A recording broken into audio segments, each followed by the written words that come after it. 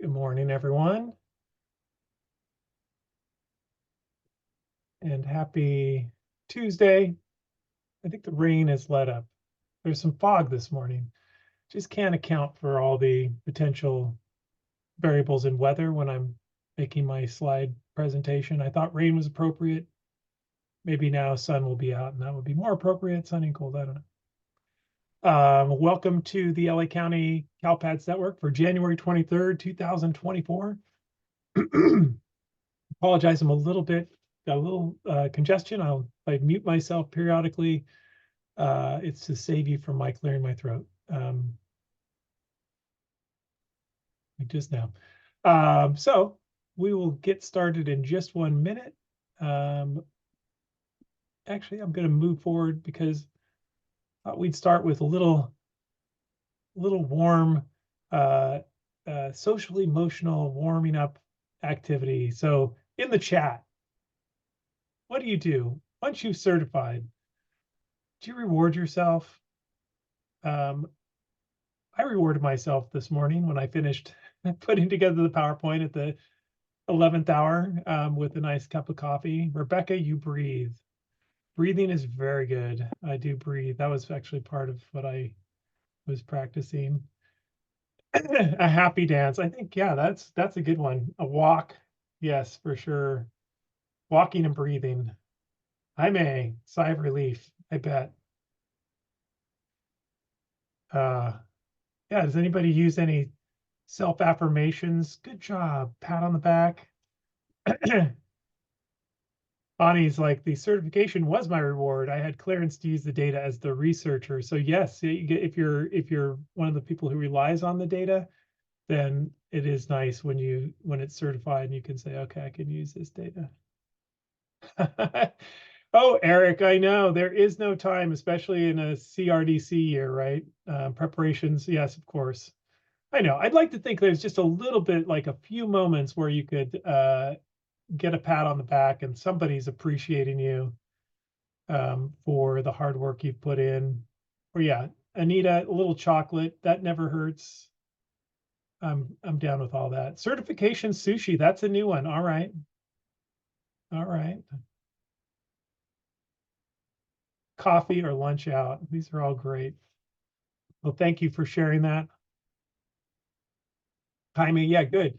Hopefully you have a team and it's not just you sitting in your office patting yourself on the back. And we would like to, make sure everyone knows that their work is appreciated.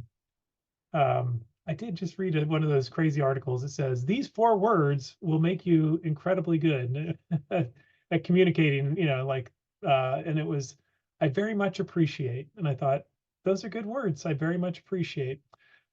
So we've dropped the Canvas link into the chat for today, as well as the agenda, and the slides can be found on there. And let's get started. So I'm going to do some more basic upfront stuff for a few minutes, including the purpose of our meeting today. We are recording today, so if you're showing up late, don't worry about it. We will make the recording available. Then we just have some general updates to make available, just some reminders. Some of the fall one. I mean, we're getting right to the very end right now. The 26th is the deadline, but there's still a few people who have not certified who may be here. So just the reminders are timely. Some information about graduation that I think, just in case it slipped under your radar, as well as some new information that I think I wanted to make sure everybody was aware of related to the exemption from local graduation requirements. And we had a lot of questions about newcomer students and how to monitor and track them. And there's been some legislation that changed ed code that makes it a little clearer who newcomers are. Then, like Eric pointed out, it's time for assessment. We're about to open the LPAC assessment window. So just some details about that. I added some tools. I work with our LCAP team here at LACOE. I used to be on the LCAP team, and there are a couple of things that are required in the LCAP, some metrics that really can't be generated anywhere else right now besides CalPAD. So I wanted to kind of put these on your radar. You may already be aware of them. And so I wanted to share those with you because your LCAP person may come knocking on your door saying, oh, LACOE told me you could run these reports for me, and you'll know why. Then I've got a bunch of Fall 2 resources. We'll just kind of go over the basics of some Fall 2 30,000 foot view, but then a lot of resources that I've collected from some of my amazing colleagues as well as from folks in the state. And then we'll follow that up with a vendor breakout. I think we only have one vendor today. I don't know what happened. Maybe it's the new year and everybody's really busy, but I know we have at least Aries will be joining us, but usually Power School is joining us too. We hadn't heard back from them as of yesterday afternoon, but they may show up. Sometimes they just are busy and show up anyway. They have the links. So just some housekeeping, if you will, please just rename yourself just so in the chat, if we're responding to anything later on after the fact, we know where you are. If you could just use the chat to drop in any questions or comments you might have. There's usually a pretty robust conversation that takes place in our network meetings, and I welcome that. It also helps to surface anything that we may not be aware of. And so, a goal of ours is to try to use this network as an opportunity to find out what's going on in the field that we can share then with CDE and CSIS. If you need to talk, we have a decent sized group today. But if you really feel the need to add comment, please just raise your hand and we'll make sure we can bring you off mute. And like I said earlier, we're going to record this. We're recording now. We'll add this to the agenda after the fact. So I'm going to jump over real quick. We do have our CalPADS network Canvas page, and I'm going to switch over to just go through what's on there currently, just because we like to post some resources up there. And so as you can see, we've got just the basics. Our vendor sessions is already posted there. Upcoming meetings, which we'll cover in a minute. You probably have all these links, but just so you know, the regional meeting just finally put the registration up. Then our general updates, we'll cover some of these things in the slides, but they're up there. The Flash 264 you may have seen, also creating, maintaining the statewide student IDs that Brandy put on. That went out recently in I think it was actually in a Flash, but the PowerPoint, I forgot to load a link. I'll add the PowerPoint for that. It's pretty useful data if you didn't see that particular session. And then some of the grad data we'll talk about. This SB 532 resource, which I'll cover when we get there.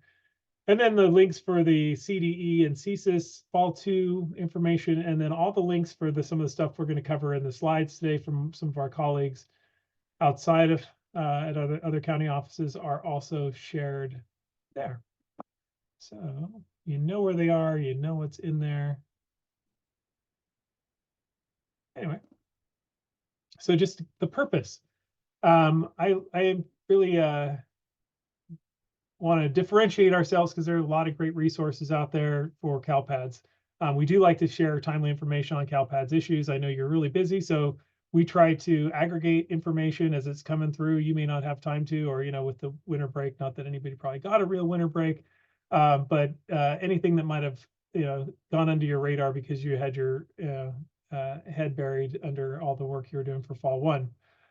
We do gather information and provide feedback to CDE. We have a regular county office meeting. It's coming up, and so we do like to. They actually frequently will ask us, what concerns are being expressed in the field. And at this point, if any of you have jumped on the CSIS, the Wednesdays at 3 o'clock, the Q&A, you'll see Sean Walker, who is a former member of the LACOE CalPADS network. She worked at both district and a charter network here in LA County. She still lives in LA. I ran into her not too long ago, and so, but she's always kind of at my my hotline, and I'll call her with things that come up. So if there's anything that's really pressing issue, for sure we want to get it to CD. We also want to build the understanding of CalPADS impact and reach. We know what you do is really important, but we know that not everybody does. Not everybody is aware of how critical it is and how important it is that they help you. So we're always trying to build capacity among those folks who are outside of the direct CalPADS submission and certification process, the people you need to look at the data to guarantee that it's accurate. And then we do like to connect you with one another. And it's been a while since we've met in person, so it's gotten a little bit harder, but that used to be one of the benefits of our in-person meetings. We do have a lot of new people to CalPADS, and I continually get emails from folks who are introducing me to their new CalPADS person. And so some of you are here. If you're here, please drop your name and LEA in the chat. And I'm sure people who are nearby may reach out to you and offer your support, offer you some support. But yeah, this is one of the ways we try to connect people, especially people who are new, when it's a kind of a daunting challenge when you first take on the role of an LEA CalPADS coordinator. So then, building understanding across LEAs, the state is really moving, and they want to create a more sustainable system to help people out, because it is going to be getting increasingly demanding as the deadlines for end of year move up in the ensuing years. So the best way to do that would be have some additional support being offered, whether it's through the county offices or through CSIS. But this is one of the ways we hope to do that. And then sharing resources. And that's not just the resources I share, but if anybody sends me a resource, I'm happy to share it with this group as well. When it comes to technical support, that is not, this is not the best place for the technical support. And I think you probably know the best places. So that, weekly CalPADS Q&A, I frequently join. There are great questions there. I see many of you. Eric, I see, regularly. Rebecca, I see regularly at those meetings. So I know many of you are joining those meetings, and those, if you haven't joined those, then you can always watch them. They're recorded, and you can go back and they're timestamped for specific questions. And I believe there's a link. If there's not one in the agenda, I'll add one. Those are always just handy to review, but if you can join, even better, and get your questions asked. The quarterly regional meetings, and they did post those updates. Flashes, the CalPADS LEA listserv. I see some of you on the listserv as well. And then, of course, the CSIS training resource page, and they've got some new trainings available for fall 2, as well as the YouTube channel where they post the trainings after the fact, and that SSID training for Brandy, that's where that's hosted. My team, who all but one are here. I'm Evan Bartelheim. I forgot to introduce myself. I'm the project director for accountability and data literacy. I'm joined by Dr. Hillary Weissman, Karina Nahara, who's about to leave and expand our family. She'll be back. She's just going on maternity leave in like a week. So we're excited to be welcoming a new little data nerd into the team. And then Jeremy Vinlowen, who's our data processing specialist. So while she's gone, we'll have some support, but if you have a question, you can always just route it directly to me. So upcoming meetings, we have, of course, the CSIS meeting that I just mentioned, then the CalPADS quarterly meetings. And so they've kind of restructured a little bit, and I do think it's helpful. So the March 12th and 13th, by the way, even though we're in Southern Region A, you may realize this, you can go to any of the 5 meetings, whatever fits your schedule best. So I actually end up registering for probably 2 or 3, just because sometimes things will come up and I can't really pay attention to the meetings. So it's always handy to have them. And sometimes you hear different stuff depending on who's in the audience. So we're Southern Region A, but you can join any of the meetings. They're not going to kick you out. So that's the end of year, and the next one, and then May 7th and 8th is the final one of the year, talking about upcoming changes for the following year. I'm sure they'll talk a little bit about end of year too, given the timing. That registration is now up. So if you haven't already registered, the link is there. It's also in the chat. Finally, we have 2 more LACOE CalPADS network meetings, April 11th and May 21st. We'll send out a survey in a little bit. I'm curious, the timing. I know this is probably not great timing to fall this week, right before you got to get fall 1 knocked off, but I'm glad that a lot of you are here. But I'm happy to adjust the timing of our meetings to better serve your needs, and I think the timing is trying to align with the submission cycle, so we can send you resources in a timely fashion. And it's hard to know, if you're busy on fall 1, our fall 2 resource is just going to fall on deaf ears. And I'm happy to adjust those. So look for a survey from us to kind of get a sense for next year when the best timing is for the meetings. And we will have a schedule out. We have a tentative schedule, but we may adjust. So on to the general updates. So fall 1 certification. This is this handy dandy report that CSIS and CDE have now produced for county offices. And so as of last night, of our 79 districts here, I don't know if my good buddy, one of our districts went over to the dark side in Orange County, but they still come to our meetings typically. Wendy is, I don't know if she's here or not. But we do have 43 of our 79 districts have already certified. Yay! Round of applause. Where's the emojis going up? And 27 that haven't certified are self already. So they're just waiting. I think they're probably looking at the UPC data, just getting all that lined up, but everything's good. So there are a handful though who are still waiting for the self approval. So if you're in that boat, I hope you're on top of it. If you need additional support, reach out. But I'm curious, in the chat, so many of you are, oh, by the way, and of the charters, we have a great news on the charter front. We have 282 charters that are certified already. 29 are awaiting that final certification. So that's just a great job from everybody. But in the chat, if you could, what is the biggest challenge for you? What was the biggest challenge in fall one? And what additional resources would improve the process? This is something that I'd like to share. Like, do we need additional trainings? Do we need an in-person training? We did have a training. Brandy and team blew through. There's a SPED training, but it was designed for SELPA folks. If they had additional seats available, so they didn't really promote it to CALPADS people. Thanks for the update, Rebecca. SPED. So what within the SPED data, if you have any thoughts on what would be beneficial, I know, and of course it was partially the process shifting. Do we need more training? Do we need to have a sit down with SPED? And I'm thinking along the lines of what we've done in the past for fall 2, where we brought in a team. We'd have CDE at both the CalPads and the teacher equity group come in and talk about. We did that last year in a hybrid mode, but we could do something like that where you're encouraged to bring a team. So maybe something, is it a team process? Would that be helpful?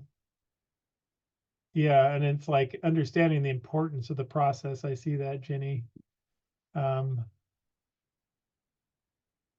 Yeah, waiting for case carriers. That's also, you add into the mix that you've got a lot of people. Okay, new staff, teachers, admins missing or incorrect data. So that's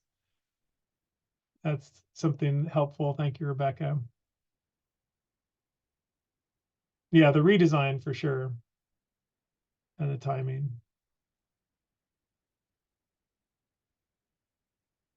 That's a good, thank you, Lauren. I will definitely bring this. I actually asked Brandy if she had any questions she wanted to ask you. She didn't get back to me yet. I'm sure she will, but I'd be happy to share some of these insights with particularly the special education data support team. I know they're looking to add additional resources. They probably have a lot of this accounted for as we move forward. But well, good luck. And if you haven't yet certified, I'm assuming that you're on track to certify. And last year we didn't have any fall one. We had a handful statewide of LEAs that weren't able to certify, and none in LA County for fall one. So I think for any of our submissions. So I think everybody's on track to get it in. So congratulations. Just adding this is you're probably, this is on you, but on your radar, but as the CalPads coordinator, the CDE did release this private preview of the LCFF data. It's really important data for the unduplicated pupil count, which is used for LCFF funding. So I'm sure that your CBO is on top of that.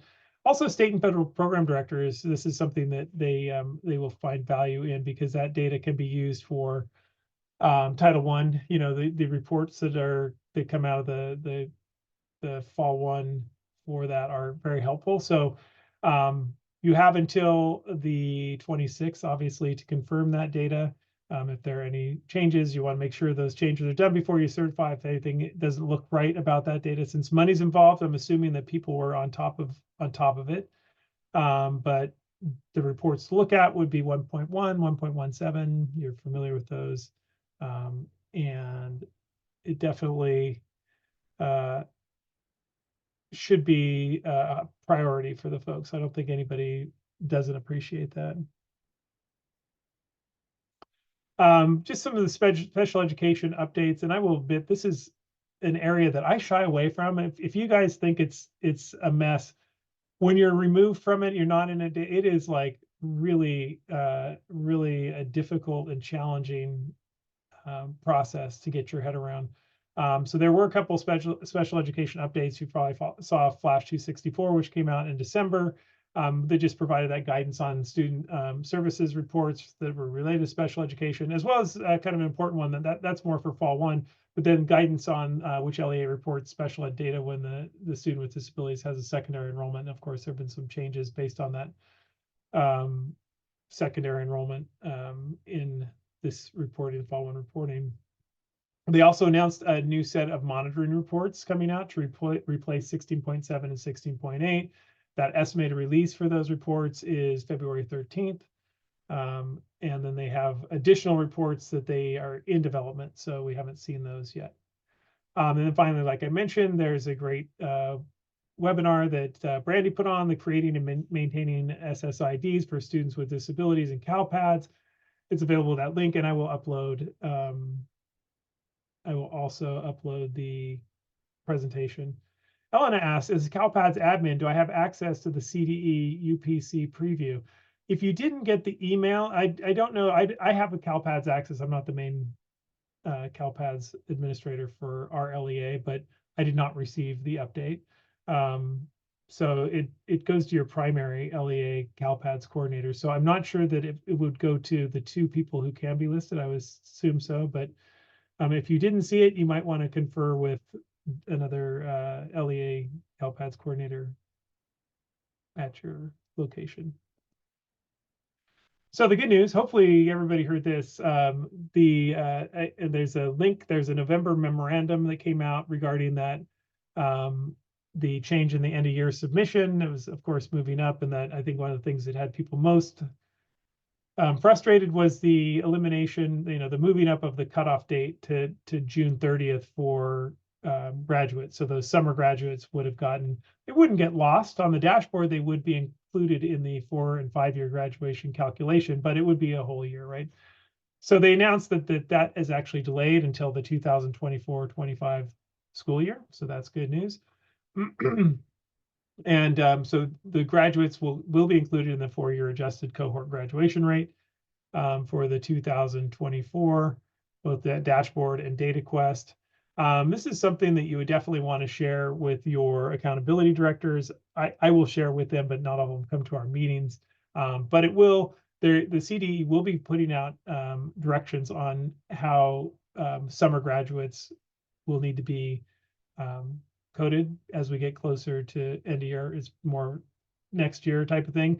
Ultimately, I think the important thing to note is that the summer grads will eventually they will be reflected on your dashboard, which for the purposes of ESSA and identification for differentiated assistance, CSI, ATSI, all those things, that's what really matters. So they do get picked up, right? But I understand the delay, but it's not like they won't get captured. It's really the 4-year adjusted cohort graduation rate that's affected. So this was something I've had a number of questions that have come up, primarily from, well, actually, I guess a combination of CALPADS and and EL folks. But we had a presentation from our MOS unit, Sumin Chow, who's the director of our MOS unit, to our data assessment and accountability folks, talking about newcomers, because we have so many newcomers that are flooding into the country from any number of places, Ukraine, Afghanistan, Central America. So we've had a huge influx in California of newcomers.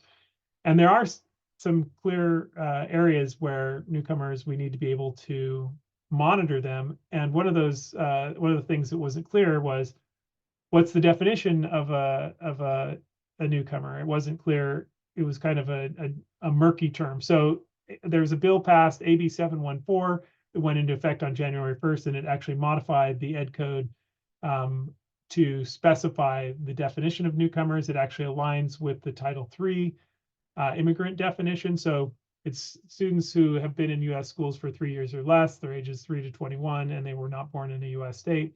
And for the purposes of monitoring, so if someone comes to you and says, I need to be able to monitor some folks were looking in their student information system, but reports 2.1 and 2.2 are the most succinct places that look for the newcomers. They'll be on the title. Those are Title III reports. And since now the definition aligns, it is really handy, because I think it was really. And then you add there's a LIP there's a LIP, what is it, 303 for language instruction program for newcomers. It's a newcomer program, and that's not the definition, right? So it's better to understand this. So you may want to share this with your counselors, and I'll show you why on the next slide, as well as your EL coordinators, your accountability directors.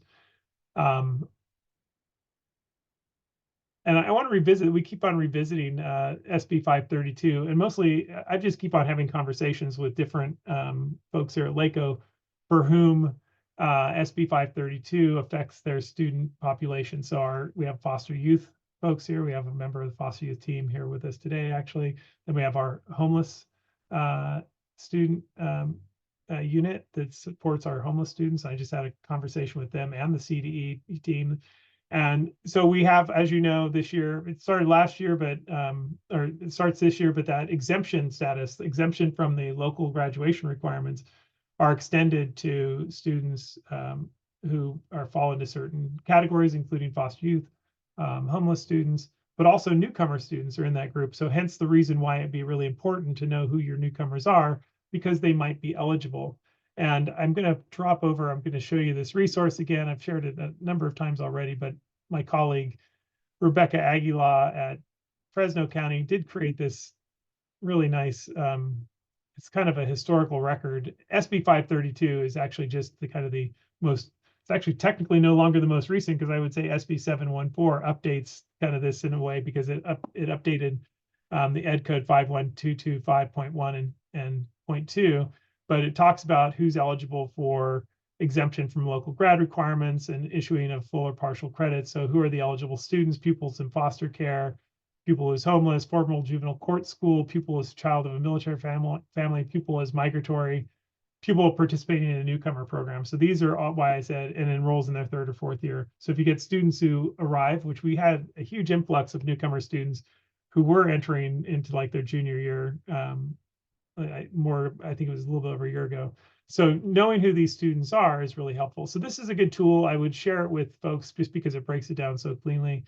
And I think it's the idea I had was just, it's helpful for the folks who need to report to you that they have students who are eligible for the exemption from the local graduation requirements. So it has an effect on your graduation rate. So of course, your accountability folks are going to be interested in that. It'll improve your dashboard outcomes, but most importantly, it's important for the kids themselves. So I do have a little poll though. I'm just curious, because this is where I think I'm always wondering if there's a practice in place. Let me see here. Okay, so I'm curious who in your LEA lets you know when you have a student who is eligible for exemption from local graduation requirements. So as SB 532, and it might be a number of people, but I'm just curious, would it be beneficial to set up working with some of those units I mentioned? I know our foster youth folks already do work with their foster liaisons, but who else might need to be in on this conversation? Because I think part of it's just not knowing who these students are, right? And of course, some of these designations are limited for education purposes for student privacy. But I'm just curious, if you don't serve, of course, grade 12, that's understandable.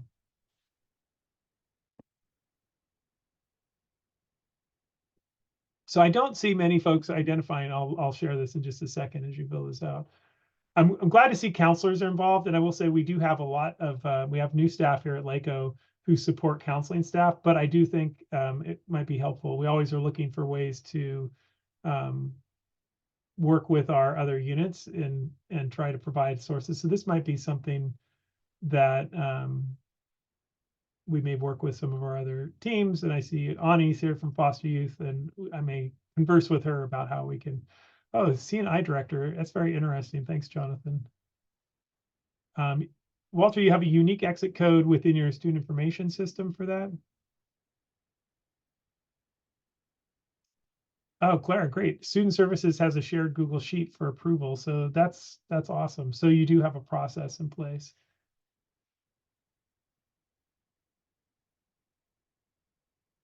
All right, well, let me just share with you the results, and thanks for participating. Hillary, give me a thumbs up. Sharing results. You see the results? Okay. So yeah, we didn't get a lot of EL coordinators, the Title III coordinators, and I would think that that may be your team member who might be a good person for monitoring those newcomers, because and you may not take Title III has two different it's funding for two different sources, and there is an Title III immigrant funds, which not everybody takes because sometimes it's a lot of work for not a lot of money. But you undoubtedly may have some immigrant students, and that Title III coordinator, EL coordinator, often knows who those students are. So that might be another person you might want to bring into the loop. Yeah, the foster youth liaison, that's good to see. But yeah, primarily counselors. So that's good news. Thank you for sharing. I also just learned that Power School is in the house. So we do have our two, and I appreciate them being here. Thank you for joining us. So a couple other announcements, and we'll get into some of the additional resources. So as Eric pointed out, assessment time, this was where I came from. I was the assessment coordinator, and we, of course, work with our assessment unit here for our DAN meetings, preparing for testing. So February 1st is that opening of the LPAC summative and alt LPAC window. But some key pieces I think I wanted to point out, just to kind of save, and you undoubtedly will hear this from your assessment coordinators. But if a student has an ELAS of EL on February 1st, they will be identified in TOMS as eligible to take the LPAC. And it's like so stubborn, right? They're there, and you just, I mean, they may not need to test. They may be RFEP'd, right? And they may not need to test. But if they're in the list, it just adds confusion, right? So if a student, though, and I did reach out to the CDE accountability unit, and so there's a lot of coordination that takes place, but just so people can, remain calm, right? If a student is reclassified after February 1st, they actually are not included in the LP participation, which for the dashboard, right? So if they don't take the summative, so they get reclassified after February 1st, so their ELAS is going to change after February 1st, but before May 31st, they are removed from the file that gets sent over to CDE by ETS for the calculation of the LP. I know there's a lot of concern. Oh, we got to get them out by February 1st, or it's going to count against us for participation rate. If they're not eligible because they're RFEP'd, and sometimes it just happens, you're supposed to be able to reclassify as soon as students are eligible. But if they sneak in there and they're in TOMS, really all it is kind of a headache for your reporting, because they're just going to keep showing up as eligible, even though they may no longer be eligible because their ELAS status has changed. But that's just to calm people's nerves, because it doesn't actually count against you for participation rate. That said, good idea to get everybody, if you can, reclassified before February 1st. Oops. And the other thing, I don't know if this landed on your radar. This is kind of a big thing too. If you have students who exited, and they exited prior to February 1st, and this applies to CASP too. This year, they changed, ETS is changing their practices. So, if you had to post date a student's exit because you didn't know, and you post dated it, it was prior to February 1st, but you didn't get it posted till after February 1st, they actually will use the effective exit date. That came out at the AIM meeting, this is Assessment and Accountability Information meeting back in August. And I actually reached out to CDE just because I wanted clarification, because they got this happen a lot. So you may also use this to reassure folks. It's like if a student exited, and then in this case, if the student exited, they will actually remove that student from TOMS. So they actually won't be appearing. They won't frustrate your your assessment folks. They will be removed from that file of students eligible. So that's only for students who exit. I don't know if that applies to a post-dated ELAS. However, I haven't gotten confirmation from anybody on that. So I'm not going to say that's the case, but if a student is no longer at your LEA, they will honor that effective exit date. So how should you be working? Hopefully you guys, your CALPADS and assessment team are joined at the hip. I know that was probably the best thing that ever happened to me as an assessment coordinator. Is the CalPADS person moved into ed services and became my direct report. It's like I was so happy. Actually, one of my he's my former CalPADS guy still works here. I don't think he's in the meeting, but he works in LA County still. But what should you be doing with your CalPADS or with your assessment person? Okay, first, confirming the English language acquisition status is updated, as I mentioned, ideally by January 29th. So, you don't run any risk of any of the things, appearing. Confirming that student grade levels are accurate, because that can mess up students if they're got the wrong grade level assigned in TOMS, they won't have the right test assigned to them. And then, of course, confirming students that have an IEP are reflected accurately. So they'll have the IDEA status indicator, so they'll be eligible for all their supports when they're in the test system. And so the recommendation would just be to run the CalPADS ODS report 8.1, the student profile list, and have them go through it and look for everything we talked about: the English language acquisition status, grade level, students with disability status, all those things. So that would be my recommendation to you. And finally, and the updates, this is just kind of one thing that, like I said, you may get these requests. I don't know if anybody's ever had these before, but we try to put together the LCAP has these metrics that are required in Ed Code, and they haven't been really updated for a while. It's in Ed Code 52060. And usually you can pull them from the dashboard or data quest, but there are a few things that just they're not there currently. So reclassification has been it's been outstanding for a long time. The last reclassification rate data we have on DataQuest is from the 2020-21 school year. And so we do recommend, right now, to have your CalPADS person run reports 8.1 and 2.16, and you can actually generate your own. And I have more explicit directions that are posted. And I think David Heredia is here from LA Unified. He actually had an insight last year that helped us refine that. I think they are planning to run this report in DataQuest, so it may get published soon. I actually asked this like virtually every meeting when we have with CDE, what's going on with that report? And it just was a rather challenging report for them to run, and it just hasn't been posted yet. So it may be that they'll have something posted, you won't have to worry about it. But in the interim, this could be used for your conversations with your educational partners about the reclassification rate. It's aligned with the CalPADS Flash 259, I think, that came out with regards to reclassification process a few years ago. Additionally, attendance rate is not readily calculated. You could probably generate that in your SIS too, but I suggest report 14.2 and calculating that. It's pretty simple. You can just run for LEA, you can just run a pretty simple sum and division, but basically you need to know attendance rate is different than chronic absenteeism, but it's still in there, so you have to generate it somehow. And then the middle school dropout rate. This was a report that they used to post on DataQuest. They no longer do, but it is something that when you are doing your fall one, it gets reconciled. So any students who may have exited who didn't then reappear at a public school, or for whom you didn't have any forwarding address or any other documentation to show that they went to a private school or left the state, those will show up on your report 8.1. So you could provide that to your generally your LCAP coordinator is going to be asking for that. All right, fall 2. See that's fun, right? Jumping in puddles. Wouldn't you rather be doing that than so the date, everybody's familiar with the date, right? The window opened December 18th. You have that March 1st certification deadline with no amendment window. So I'm sure you're on it. But fortunately, it only requires LEA approvals. That's really handy.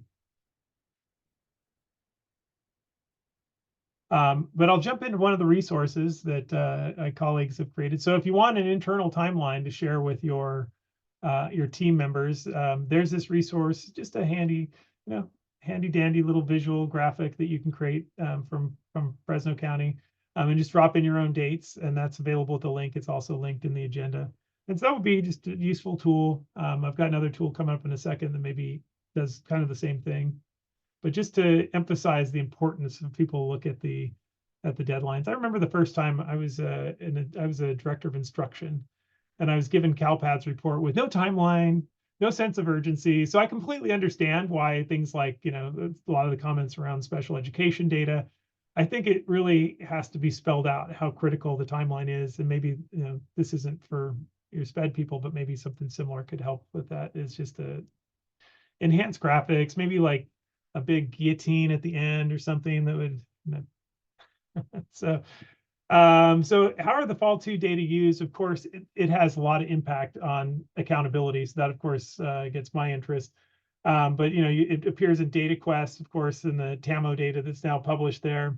It shows up in your SARC now as a result of it's aligned with that TAMO data. How it appears is slightly different than what appears on DataQuest, but it's still using the same data.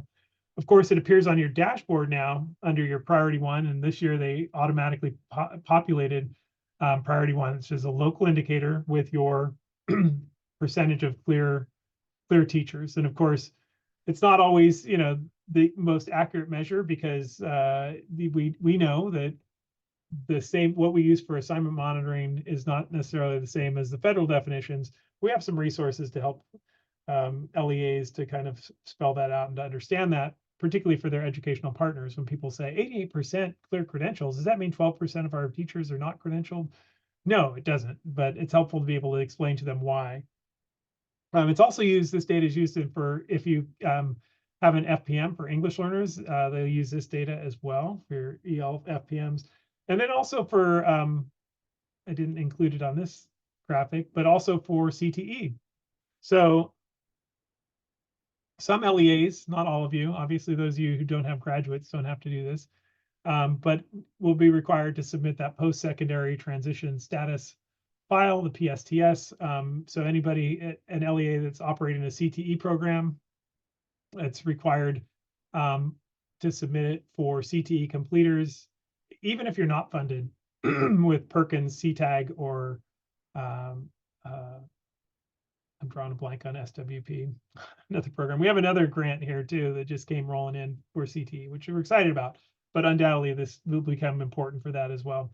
And so you basically, the process is you submit this employment and educational status a year after. So these are kids who are prior year graduates and completers. And who should you survey? So CT pathway completers who exited secondary education from your LEA in 22-23 academic year, regardless of the cohort. They might have been a fifth year graduate, but when they exited, and they're not expected to return. And it's a best effort. So there's a CDE has this PSTS page that's linked here. Definitely, if your CTE coordinator hasn't seen this, it's a challenging process. I was also a CTE coordinator. Getting responses from students, they've moved on to bigger, better things, but the template hasn't changed. So hopefully that should be familiar and make it a little bit easier to collect. So who's on your Fall 2 report team? In the chat, I'm curious, who's on your report team? I mean, who's on your review team, I should say. Here are the reports that you're going to be looking at: the English Learner Education Services, your course section enrollment, your staff count, your post-secondary status. Who's on your team? Oh, Omar, that's not what I wanted to see. That is really, we got to work on that. Let us know how we can help you. Seriously. Oh, see, this is, and I mean, if this is true, if it's only you, this is good to know. And we are happy to report this back as we're trying to build capacity. Yeah, of course, small districts, I understand. But even then, you want the accuracy. You do need to have folks who can weigh in. Yeah, I'm a HR credential specialist, HR team, curriculum instruction. Yeah, and I referenced it earlier. We had a training a couple of years ago with the CDE, and they really wanted, for particularly Fall 2, bring in your curriculum coordinators because they understand the courses and how they should be aligned. Bring in your HR people because they understand the data. And so one of the things I didn't mention about the data, oh, good, principals, Wendy, good, you're bringing in your principals as well. That's great. Student Family Services. Great. EL programs, CalPads lead. Good. Thanks, Noreen. Good to see when you have those team meetings, and it certainly is helpful. But I have these great tools. I think we shared the one from San Diego County before, but if you didn't remember, you have tabs. This is dated from last year, but it's all still very relevant. But it's a tool from, and I'm just going to switch over to share it real quick. These are both really great tools. So here, this is the San Diego County one. So you've got, this might help emphasize how serious you are. You've got a tool now, and I'm going to put a deadline in there, and you can walk everybody through. It's a shared document that you could be walking through who's looking at the data and what they, obviously what they need to be looking for is another important part. That was the piece I was missing. And then the other tool that I dropped in there is very similar, with maybe a little bit more. The aggregate report descriptions are kind of helpful. This is also from Fresno County, so this is their fall 2. And you could send this out to school sites.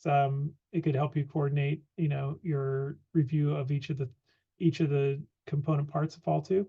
So hopefully those will be helpful. We like to have a little more coordination as possible. Oops.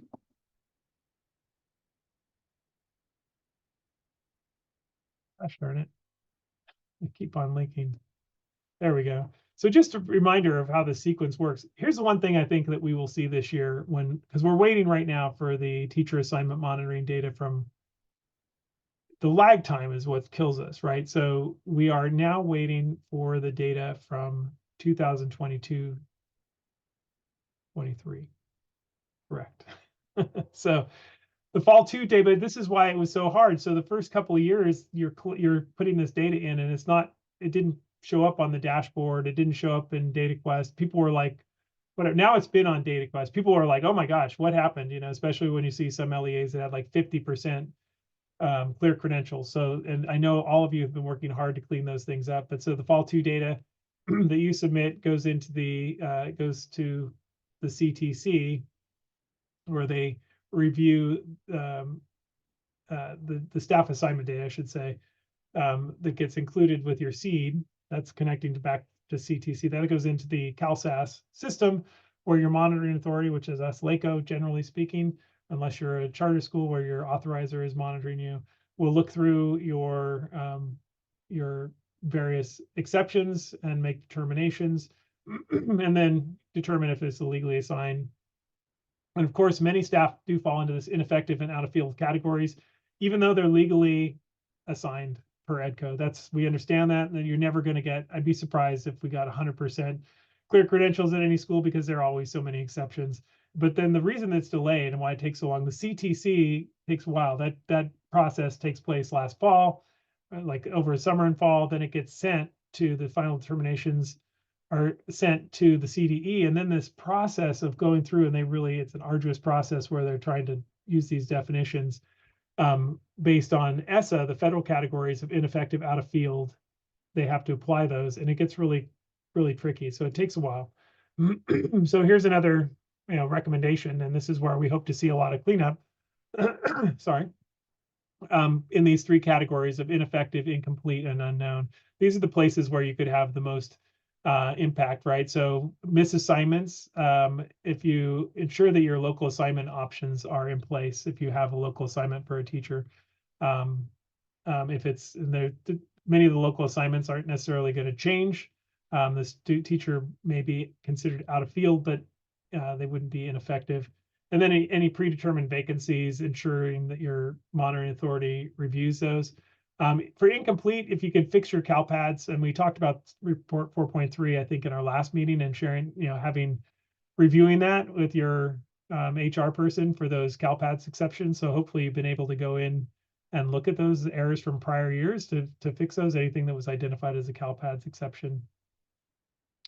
And then the unknown, what falls into that category, oftentimes courses where there are EL students enrolled on census day, assigned to a teacher with the appropriate authorization, make sure that happens. And then the Education Service Code 5, no English learner services, if there are no students. So some of the data gets convoluted, so hopefully you can clean that up before you submit. Another resource we have for you here, I think this one is pretty handy. And again, this one, this stems back, and I have the link down at the bottom. There's actually, even though we had the, I don't know if many of you may have attended, we had Brandy and a couple other folks from the Teacher Equity Division here. But the recording guy got messed up at the beginning. So we actually have a better recording from one of their other presentations that's linked here, but it's really handy. It goes back and you can go over go into the details. But one of the things that they had available at the time was this tool where they differentiated between the types of comparing the state and federal definitions. And it's just, it's not going to change whether a person is properly authorized according to the ESSA definition, but it's certainly helpful to share out, to explain to folks, why the local assignment options end up in the out of field category. Because it does sound like, oh, it's bad, but it's totally allowed. Local assignment option is totally allowed under Ed Code. It ends up in out of field, and there's really nothing we could do about it, but it'd be helpful just to understand why. And so this is a great tool that I would suggest sharing if your HR person needs just kind of at a glance. But this might also be helpful for your accountability folks, because this data does end up on the dashboard and in DataQuest, and they may have to speak to it in the LCAP presentation, so local indicator presentation. So it'd be helpful for them to understand when people say, well, what does out of field mean? Right, so this is a super handy summary of everything.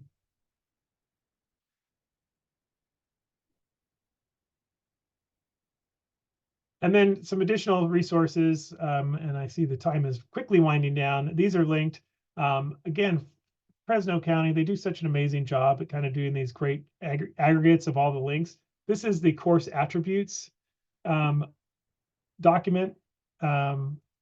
And I think I have it open, so I'll just bring it up. Maybe I don't have it open. Oh, sorry. It is linked, so take a look at that. The course attributes goes through all the elements that you need to have for a course, explains what they are. So this is a good one for your curriculum and instruction folks to have, and that process for introducing a new course, making sure everything's correct. And so this might be helpful as folks are reviewing courses, maybe that you had a CALPADS error previously. What do we have in place, particularly for CTE courses? And there are some changes, as you recall, we talked about last meeting, in some of those intro CTE pathway courses for arts, media, and entertainment. Making sure that all those pieces are in place. This is a great tool for looking at those. And then the resource also from Fresno County is the staff data element. So what pieces are looked at here, and it's a lot shorter, but it references out to the links outside. But the descriptions are helpful for looking at both the staff job classification and the non-classroom based. I don't have time, that's why I put this in as an addendum, but these are just, if you're brand new, these are just some common things that we know from Fall 2 that are common issues. CT courses, homeroom, special education, that strategy code 700 special education, always a stickler. Departmentalized courses, independent study, and English learners. So I included these not just for your reference, for those folks who may be helping you and supporting you and looking at these reports for you and understanding, oh, what does this mean and why are we having problems with this? Hopefully that will be of help for you. And Eric, I see added into the chat, what are the CalPADS reports we can use for the CRDC? Did not occur to me to bring up the CRDC. And it depends on your vendor. I think maybe we have two of our vendors here. You can ask them about that. Lydia, thank you for answering that question. So that said, thank you once again. That was quick. It's always a quick hour, and I sometimes wonder. I hope this hits the target and there's at least one thing you walk away from going, oh, that was really helpful, because it is an hour of your time and you're all very busy. We'll keep these rolling and always looking for collections. If you have any resources that you use, and I may reach out to some of you who identified things like, oh, we have a sheet that we use, or a Google sheet. That would be great. I'd love to have some of our LA County folks share out and how they share. And I know some of you have shared in the past, but it's been a while. Nice to see your faces on screen as well. But we do have, and we have added to let me just switch over one last time. Our vendors are with us from Aries and from Power School. Thank you for joining us. And the links for that are both on the agenda page as well as in the module section. And let me just open it up. So the vendor links have been added here. And if you want to now, you can close out. We enjoyed having you, but you can close out. We get started on those vendor breakouts. So thank you very much. Really appreciate all of you, the hard work that you put in. If you have any struggles remaining with Fall 1, I may not be able to help you technically, but I can lend a sympathetic ear. And good seeing you all in the chat. Thank you for joining us today. Take care.